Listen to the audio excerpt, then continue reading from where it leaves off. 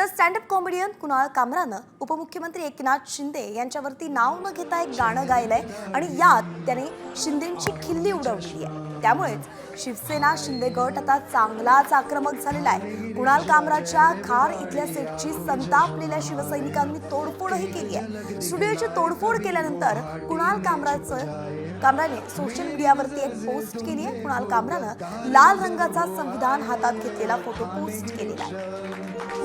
चेहरे पे दाढ़ी, आंखों पे चश्मा, हाय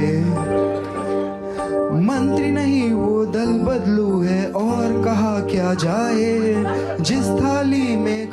कॉमस्कोर नुसार आता isakal.com आहे देशातील नंबर 1 ची मराठी न्यूज वेबसाईट। प्रत्येक अपडेटसाठी isakal.com ला नक्की भेट द्या। हाय उसमें ही वो छेद कर जाए, मंत्रालय से ज्यादा फडणवीस की गोदी में मिल जाए। तीर कमान मिला है इसको बाप मेरा ये चाहे, थाने की रिक्शा, चेहरे पे दाढ़ी, आंखों पे चश्मा, हाय। एकंदरीतच आता आपण ते गाणं ऐकलं जे कुणाल कामरानं सध्या लिहिलंय आणि ते सादरही केलंय।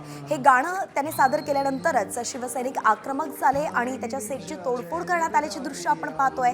तर त्यानंतर आता संविधान हातात घेऊन कुणाल कामरानं ट्विट केलेलं आहे, एक फोटो ट्विट केलेला आहे आणि ज्यामध्ये हा एकच मार्ग असं त्यानं लिहिलेलं आहे।